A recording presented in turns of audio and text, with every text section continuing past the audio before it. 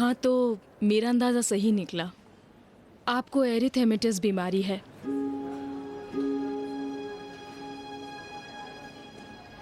अलबत्ता खुशी की बात यह है कि ये बीमारी अभी ज़्यादा नहीं फैली है आपके अंदर। आपकी एमआरआई की रिपोर्ट और किडनी की रिपोर्ट नॉर्मल दिख रही है।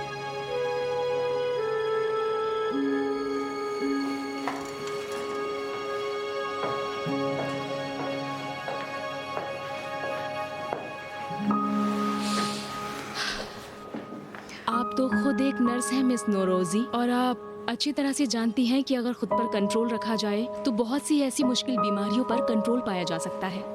और अगर हम खुद पर कंट्रोल नहीं रखेंगे और हार मान लेंगे तो छोटी सी बीमारी भी हमें नुकसान पहुंचा सकती है। एरिथेमेटिस बीमारी का इलाज मुश्किल ही नहीं डॉक्टर, बल्कि इलाज हो ही नहीं सकता। लेकिन मैं इस बात को बिल्कुल नहीं मानती हूँ। मेरे हिसाब से कोई भी बीमारी, यहाँ तक कि एरिथेमेटिस भी, लाइलाज नहीं है। ज्यादा से ज्यादा ये कह सकते हैं कि अभी तक इसका हतमी इलाज नहीं निकला है। अभी भी बहुत से साइंटिस्ट अलग अलग तरीकों से इस पर काम कर रहे हैं। शायद तुम्हें ये बात पता ना हो कि अभी हाल ही में बोन मैरो के सिस्टम में तब्दीली लाने और जिस्मानी सिस्टम को मजबूत बनाने और एरिथेमेटिस के मसले को हल करने के लिए संजीदगी से काम हो रहा है, और इसका नतीजा भी अच्छा निकला है। अब मैं दूसरे लोगों की तरह अच्छी और नॉर्मल जिंदगी नहीं गुजार सकती हूँ। आपकी बातों से हालत नहीं बदल सकती है। अगर तुम्हारा मतलब ये है कि उन लोगों की तरह तुम जिंदगी नहीं गुजार सकती, तुम्हारी बात सही है। तुम्हें अपनी जिंदगी में कुछ चीजों का ख्याल रखना होगा, शायद पूरी जिंदगी रखना हो, लेकिन इसका मतलब ये नहीं है कि तुम अच्छी जिंदगी न गुजार सको। मैं इससे पहले कि आपके पास आऊं, एरिथेमेटिस बीमारी के बारे में बहुत कुछ पढ़ा है मैंने। ये जानती हूँ कि मुझे अब सूरज के नीचे नहीं रहना चाहिए, ऐसी जगह भी नहीं रहना चाहिए जहाँ वायरस जल्दी फैलता हो। मैं माँ भी नहीं बन सकती हूँ। क्या इसे कहते हैं अच्छी जिंदगी? लगता है तुमने एरिथेमेटिस के बारे में बहुत अच्छी रिसर्च की है, लेकिन लगता है तुमने ज्यादा ध्यान नहीं दिया। तुम गलती पर हो। तुम माँ बन सकती हो। एरिथेमेटिस में मुब्तला औरतों में बच्चों का नुकसान होना या जल्दी पैदा होना ज्यादा पाया जाता है, लेकिन अगर डॉक्टरों की जेरे निगरानी इस बीमारी को काबू में रखा जाए और अगर 6 महीने तक इस पर ज्यादा तवज्जो दी जाए तो बच्चा जरूर पैदा होगा, और बच्चे में इस बीमारी का मुंतकिल होना भी ना के बराबर है। ये भी हो सकता है कि बच्चे में हल्की फुल्की निशानियां पाई जाएं, जो कि उसकी पैदाइश के 2-3 हफ्तों के बाद बिल्कुल खत्म हो जाएंगी।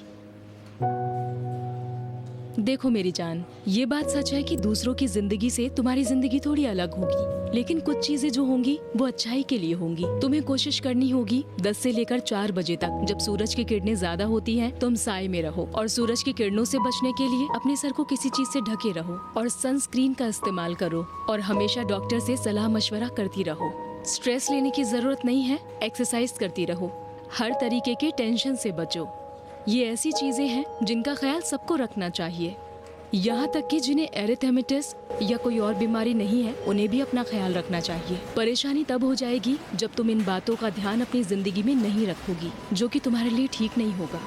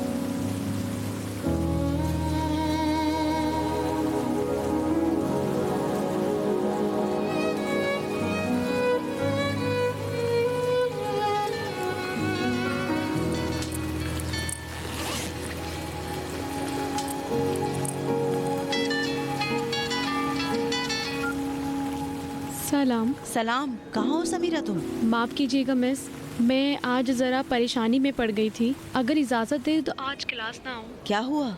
कुछ नहीं मिस। तो फिर इतनी उदास क्यों लग रही हो? सच बताओ समीरा। सच कह रही हूँ, कुछ नहीं हुआ है। मुझे थोड़ा काम आ गया है जिसे करना होगा। तुम तो जानती हो कि मुझे क्लास में इनडिसिप्लिन बिल्कुल पसंद नहीं। ये बात पहले भी मैं बोल चुकी हूँ। मैं ये नहीं चाहती कि दूसरे स्टूडेंट ये समझे कि मैं तुम्हें रियायत देती हूँ। जी आप सही कह रही हैं। वादा करती हूँ आगे से ऐसा नहीं होगा। खुदा हाफिज। शुक्रिया, खुदा हाफिज।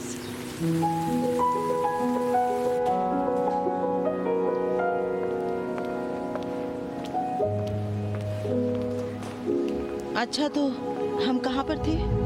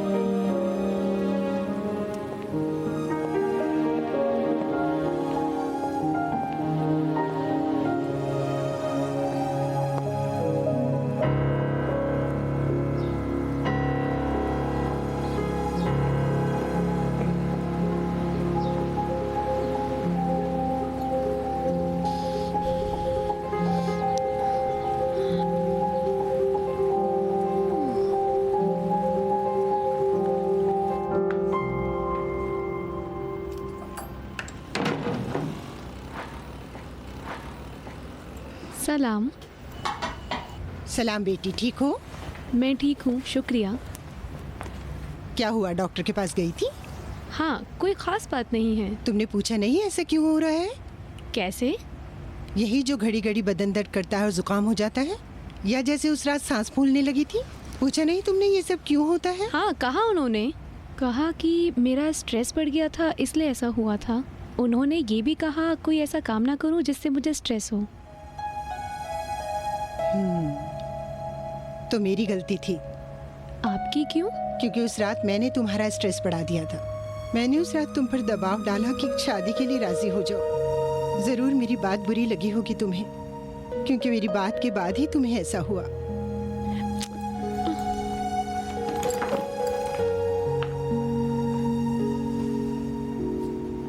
आप ऐसा क्यों कह रही हैं? आप पर फिदा हो जाऊं मैं उस दिन अस्पताल में भी और क्लास में भी बहुत ज़्यादा थक गई थी। मुझे लगता है इसी वजह से हुआ होगा। मैं वादा करती हूँ तुम्हें कभी नाराज नहीं करूंगी और शादी के बारे में भी कभी कोई बात नहीं करूंगी। अगर तुम्हारा रिश्ता किसी ने मांगा तो बस मुझे बता देना। अगर चाहोगी तो मैं उसकी तरफ देखूंगी भी नहीं। मगर तुम भी वादा करो, अगर कोई मुनासिब लड़का मिला तो उसे हाथ से नहीं जाने दोगी। इस तरह मुझे भी इत्मीनान हो जाएगा और बार बार तुम्हें परेशान नहीं करूंगी। आप मेरी शादी को लेकर इतना फिक्र क्यों कर रही हैं? कहीं मुझसे थक तो नहीं गई हैं? तुम इससे खेल में लेकर वादे से फिरने की कोशिश मत करो। मैं अभी बहुत आराम से हूँ ममानी जान। शायद मैं कभी शादी ना करने का फैसला कर बैठूं। शायद मेरा दिल ये करे कि पूरी जिंदगी आपकी और मामू के साथ रहूं। समीरा, मजाक में भी ये बात करना सही नहीं है। आखिर हम कब तक जिंदा रहने वाले हैं? अगर जिंदा भी रहे तो तुम्हें इस तरह के फैसले का हक नहीं है। वादा करो। नहीं, वादा नहीं, मेरी कसम खाओ तुम। अगर मुनासिब रिश्ता आया और तुम्हें पसंद आया तो उसे ठुकराओगी नहीं। अच्छा रिश्ते वाला मतलब ये कि वो भी मेरे लिए अच्छा शौहर साबित हो और मैं भी उसके लिए अच्छी बीवी साबित हूँ, यही मतलब है ना? तुम किसी के लिए भी अच्छी बीवी साबित हो सकती हो मेरी जान। मेरी कसम खाओ तुम, ताकि इस बात के लिए हमेशा के लिए बहस खत्म कर दे। ठीक है, मैं आपकी कसम खाती हूँ कि अगर कोई ऐसा मिल जाए वो मुझे उम्र भर खुश रख सके और मैं भी उसे रख सकूँ तो उससे शादी कर लूँगी। मैं तुम पर कुर्बान जाऊँ मेरी जान। जाओ कपड़े बदल कर आओ, साथ बैठ कर चाय पीते हैं। ठीक है। ये बताओ, तुम तो डॉक्टर से मिलने के बाद क्लास में जाने वाली थी ना? क्यों नहीं, लेकिन हौसला नहीं था।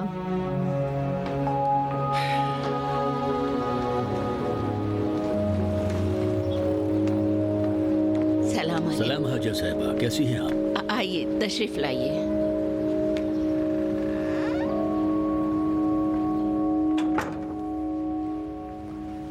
आप बैठिए सोहराबी साहब, मैं महबूबा को बुलाती हूँ। मैं जहमत नहीं देना चाहता, अगर वो आराम कर रही हैं तो मैं बाद में आ जाऊंगा। नहीं, ऐसी कोई बात नहीं, वो अपने कमरे में है। आप तशरीफ रखिए, मैं उसको बताती हूँ कि आप आए हैं। बहुत शुक्रिया। कोई बात नहीं।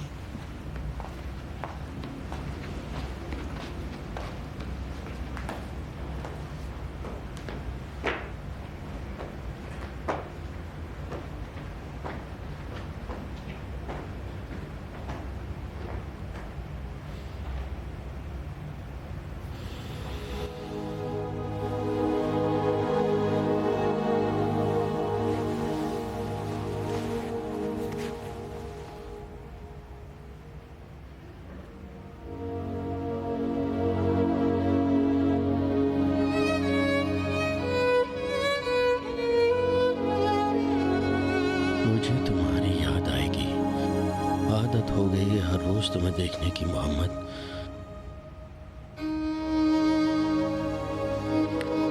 मैं सोचता था हमेशा हम साथ रहेंगे, इस महीने के आखिर तक रुक जाओ।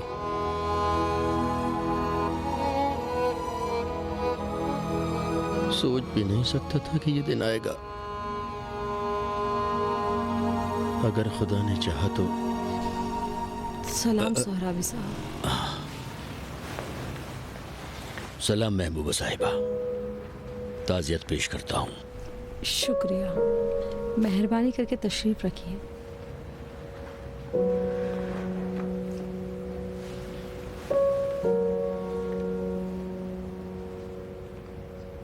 आप ठीक तो हैं? हुसैन के बगैर क्या ठीक रहा जा सकता है?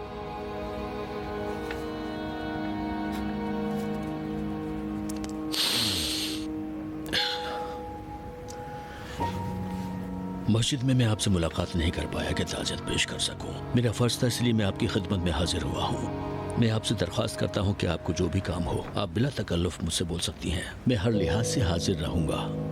कहने की ज़रूरत नहीं है, आप तो बेहतर जानती है कि मैं और हुसैन एक भाई जैसे थे।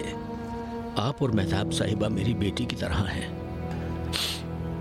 खुदा की कसम, जितना वो चाहते थे उतना मैं भी चाहता हूँ। शुक्रिया सोहराबी साहब।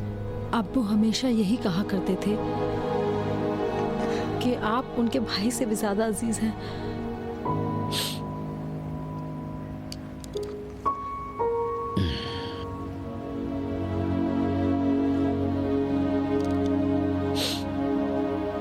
मैंने सुना है कि फैक्ट्री का काम आप सोलती साहब की सुपुर्द करना चाहती हैं। जी हाँ। अलबत्ता जो बात मैं आपको बताने जा रहा हूँ आप अपनी बहन मेहताब को मत बताइएगा। दरअसल बात यह है कि जो जिम्मेदारी आप सोलती साहब को सौंपना चाहती हैं दरअसल उनके लिए मुश्किल होगा। ये बात हुसैन भाई भी जानते थे। जिस वक्त वो फाइनेंशियल डिपार्टमेंट उनके हवाले करना चाहते थे, मुझसे कहा कि ये ओहदा मेहताब की वजह से उन्हें सौंप रहे हैं। जी हाँ, सही कह रहे हैं। लेकिन इसी मुख्तसर मुद्दत के दौरान शहरोज ने इतना अच्छा काम अंजाम दिया था कि मेरे अब्बू ने इंचार्ज का ओहदा बदलकर डायरेक्टर बना दिया था। जी हाँ। बहरहाल मेरी तरफ से सोलती साहब को बोल दें कि फैक्ट्री के काम या किसी भी सिलसिले में जो भी मदद चाहिए मैं हमेशा तैयार हूँ। आपका पैगाम शहरोज को जरूर पहुंचा दूंगी सोहराबी साहब। मेहरबानी होगी। नोश कीजिए। आपका बहुत शुक्रिया। नौश जान हो। तुम चाय पियोगी? नहीं, बहुत शुक्रिया हुरिया खाला। आपने जहमत उठाई सोहराबी साहब। आप साहिब इख्तियार हैं, मुझे इससे पहले यहाँ आना चाहिए था।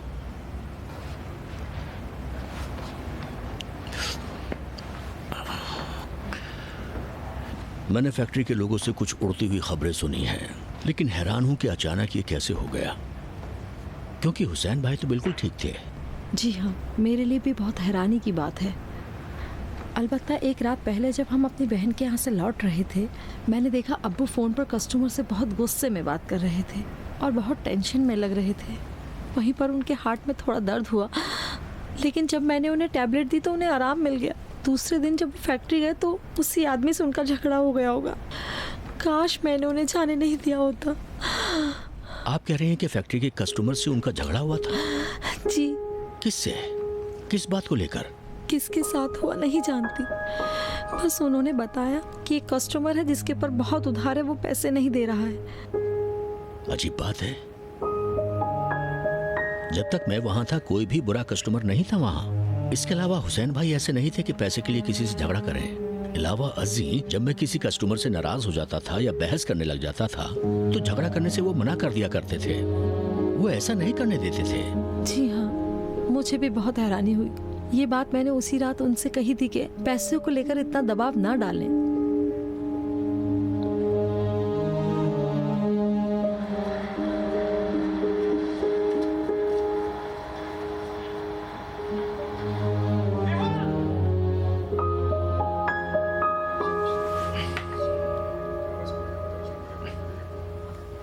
खाने में क्या लोगी?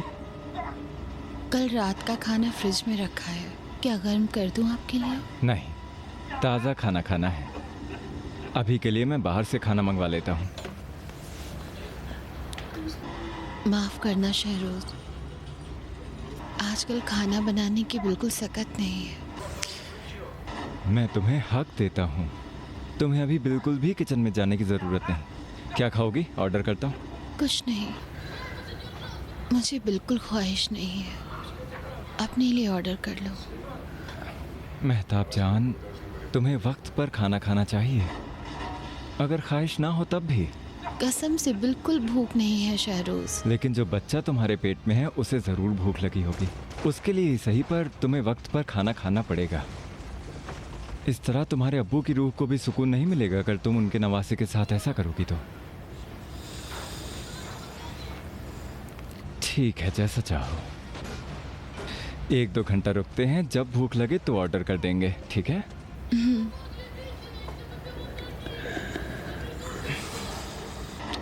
एक बात और, आज मुझे बताया गया कि तरके का कागज़ तैयार हो गया है।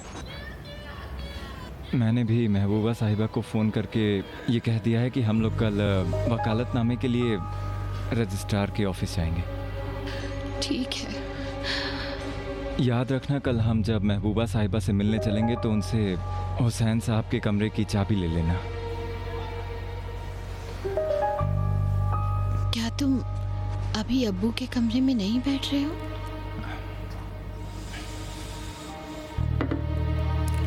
नहीं, हुसैन साहब की मौत के दूसरे ही दिन उनका कमरा लॉक कर दिया और मोबाइल और कुछ दूसरा सामान महबूबा साहिबा को दे दिया। अभी मैं फैक्ट्री की चाबी इसलिए चाहता हूँ कि फैक्ट्री का स्टैंप और कुछ दूसरी चीज़ें हैं जिनकी अभी ज़रूरत पड़ेगी हमें। मैं उनके कमरे में जाके उनकी टेबल पर नहीं बैठ सकता हूँ अभी। जानता हूँ इस तरह मुझे बहुत सदमा पहुँचेगा। तुम्हें वहाँ बैठना होगा, अब्बू के कमरे में जाके बैठना ही होगा, ताकि फैक्ट्री में सबको पता चल जाए तुम मेरे अब्बू के जानशीन हो। मैं डरता हूँ मेहताब, डरता हूँ कि वो कमरा मुझे हुसैन साहब की याद दिलाता रहेगा। मेरी तबीयत बिगड़ने लगती है जब उनकी जगह को खाली पाता हूँ। मैं मुतमईन हूँ, अभी अब्बू की रूह भी यही चाहती होगी कि तुम उनके कमरे में जाकर उनकी कुर्सी पर बैठो। बहुत अच्छा हुआ कि उनके आखिरी दिनों में तुम उनका दिल जीतने में कामयाब रहे।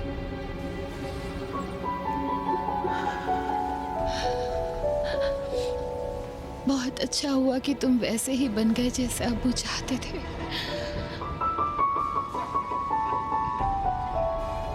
वरना भी मैं अब्बू की मर्जी के खिलाफ तुमसे शादी करके उन्हें तकलीफ देती रही।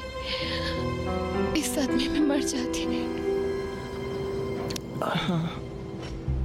हालिया दिनों में जब भी वो मेरी तरफ देखते थे तो उनकी आंखों में मैं मोहब्बत पाता था।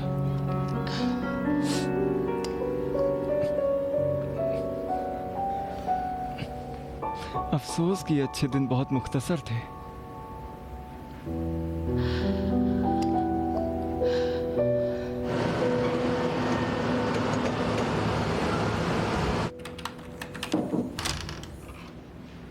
सलाम सोहराबी साहब। सलाम नजरी साहिबा, आप ठीक तो हैं? शुक्रिया, आप कैसे हैं? मैं ठीक हूँ, खुदा का शुक्र है। सौलती साहब आ गए? नहीं ना, जब से इंजीनियर साहब गुजरे हैं सोलती साहब 11 बजे से पहले यहाँ आते ही नहीं। और सफरी साहब वो हैं क्या? जी हाँ, वो अपने कमरे में हैं। इजाजत दें।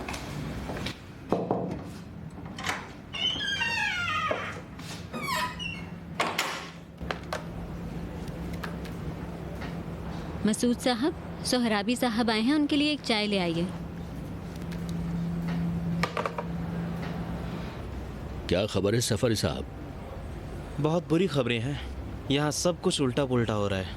अच्छा, फाइनेंशियल डिपार्टमेंट में आप ध्यान रखिएगा, सब काम को ठीक करें और सौलती की भी मदद करें ताकि गड़बड़ ना करे। मैं अपनी कोशिश तो कर रहा हूँ, लेकिन वो मेरी बात सुनते कहाँ हैं। इसके अलावा वो मिलते ही नहीं हैं। कभी वो दोपहर या दोपहर के बाद आते हैं और फिर 1-2 घंटा यहाँ रुकते हैं और फिर चले जाते हैं। मेरा कहना यह था कि आप इंजीनियर की बेटियों से बात करें और वो सौलती से कहें कि वो आपको यहाँ आने दें। कम से कम आप फाइनेंशियल डिपार्टमेंट तो सही कर पाएंगे। नहीं, मैं तो नहीं आ सकता। इसके अलावा सौलती साहब मुझे पसंद भी नहीं करते हैं, वो मेरी बात मानने वाले नहीं हैं। अगर ऐसा ही चलता रहा तो ये फैक्ट्री 1 साल से ज़्यादा नहीं चलेगी। ये बताओ सफरी, हाल ही में हमारे पास कोई ऐसा कस्टमर था जिसका ज़्यादा उधार था और हमने अभी तक उसका हिसाब क्लियर ना किया हो? कोई है? नहीं, लेकिन क्यों? मैं इंजीनियर साहब की बेटी से बात कर रहा था। उन्होंने कहा कि जिस दिन हुसैन साहब का इंतकाल हुआ था उससे 1 रात पहले एक कस्टमर से जिसने उधार नहीं चुकाया था झगड़ा कर रहे थे। जहाँ तक मुझे पता है हमारे पास किसी का उधार नहीं है, सिवाय उन चेक्स के जिनका टाइम अभी तक आया ही नहीं है।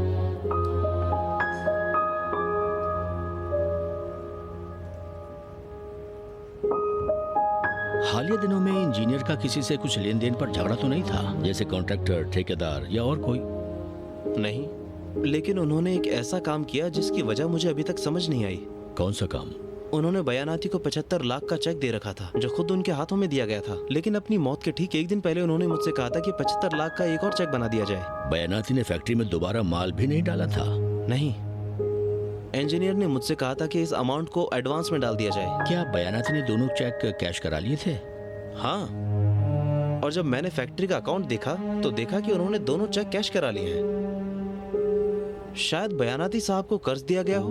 नहीं ना, ऐसे कैसे हो सकता है? मैंने सौलती साहब से भी पूछा कि इस दूसरे चेक का क्या किया जाए, तो उन्होंने कहा कि इसे इंजीनियर के नाम पे डाल दिया जाए।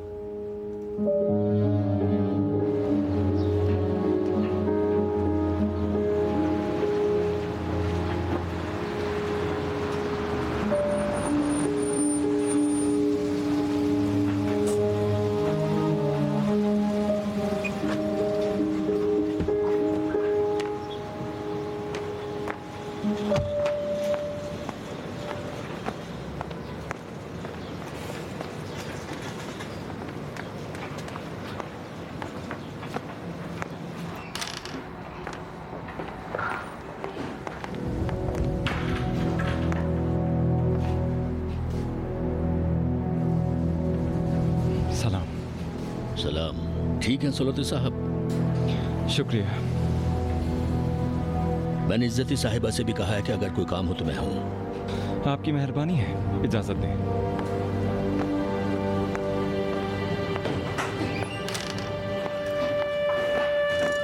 सलाम।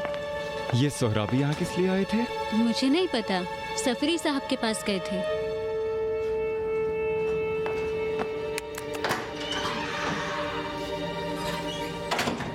सलाम। सलाम। सोहराबी साहब तुम्हारे पास आए थे?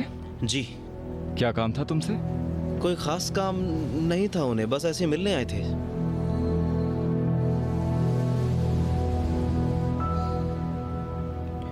मुझे इनका यहाँ आना पसंद नहीं है सफरी साहब, किसी तरह उन्हें ये बात समझा दें। लेकिन मैं आखिर उनसे क्या बोलूं? यही जो मैंने अभी कहा आप मेरी तरफ से उन्हें कहते हैं।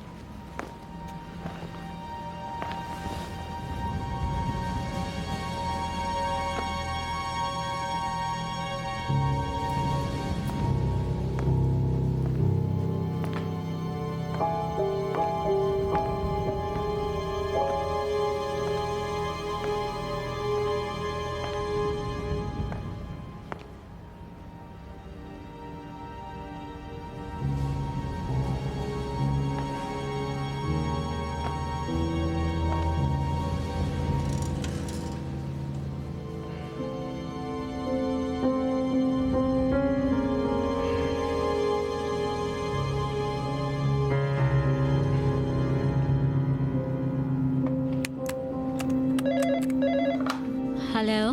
मेरे लिए एक कॉफ़ी भिजवाइए। जी अच्छा।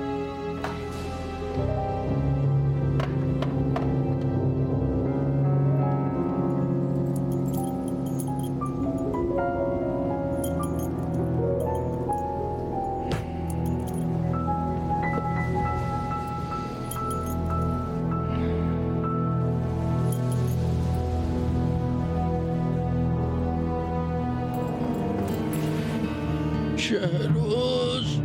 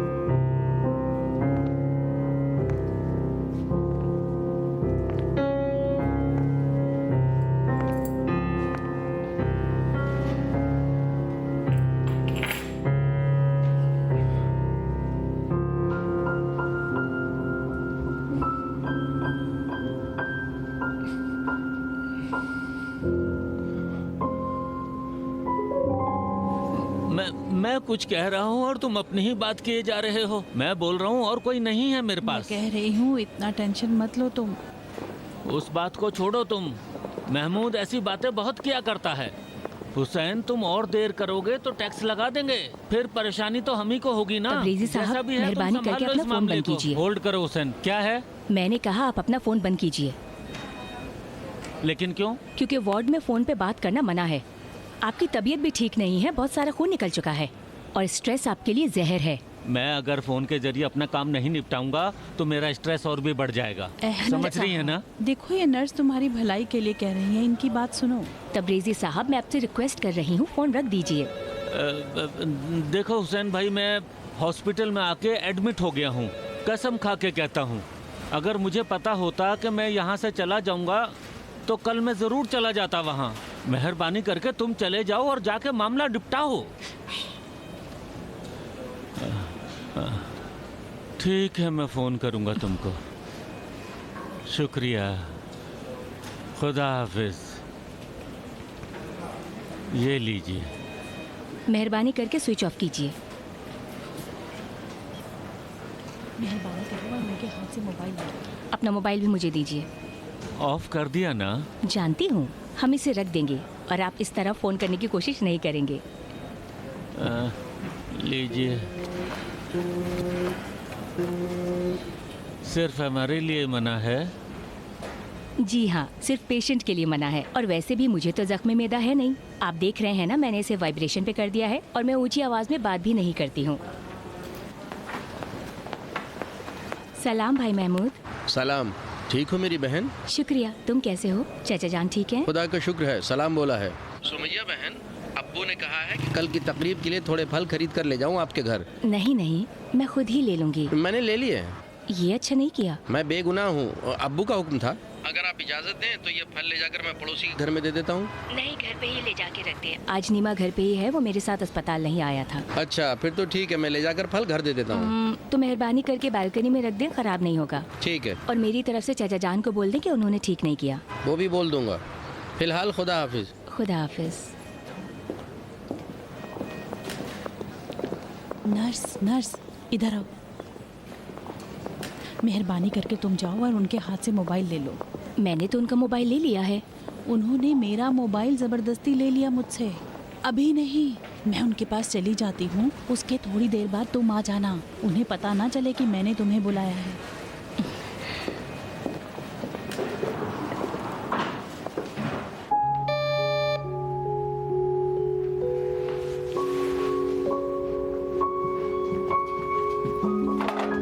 कौन है? मैं हूँ नीमा बेटे। सलाम मामू जान।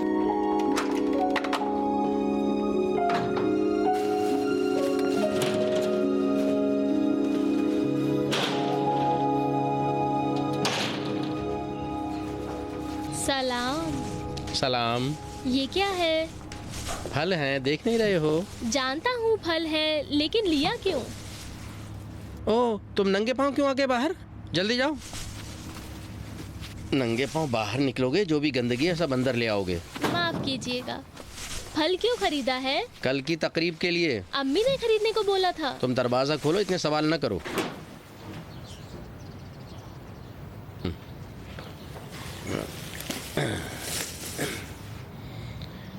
खुद भी तो बालकनी में नंगे पाँव गए। यहाँ की चप्पल कहाँ है? यहाँ पे एक चप्पल होनी चाहिए कि नहीं? इसके अलावा ये जगह बाहर से कहीं साफ सुथरी है। चले खेलने? नहीं, देर हो गई है, मुझे काम पर निकलना है। थोड़ा सा। कहा ना नहीं, जा रहा हूँ, कल आऊँगा ना। कल यहाँ भीड़ होगी, खेला नहीं जा सकता। क्यों नहीं, खेल सकते हैं। जब कल मेहमान लोग आपस में बात कर रहे होंगे, हम लोग कमरे में जाके चुपके से खेल लेंगे। नहीं होगा, आइए अभी थोड़ा खेल लेते हैं ना। कह रहा हूँ ना, काम है ना, मैं अभी नहीं रुक सकता हूँ। खुदा हाफिज।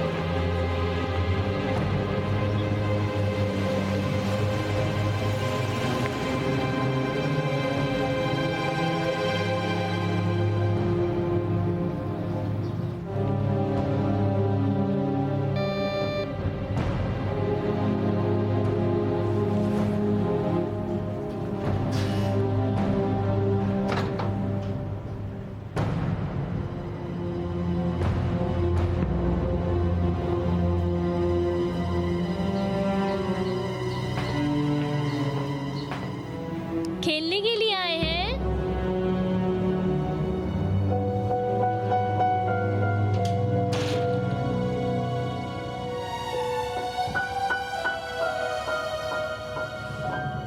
सलाम।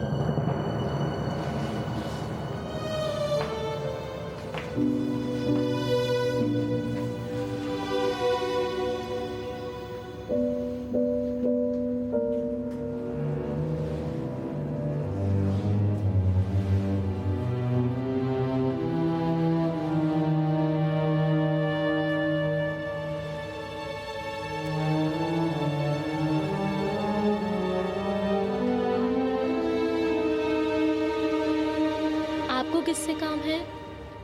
ये हुसैनी साहिबा का घर है? हाँ। हुसैनी साहिबा घर पर हैं? नहीं। तुम उनके बेटे हो?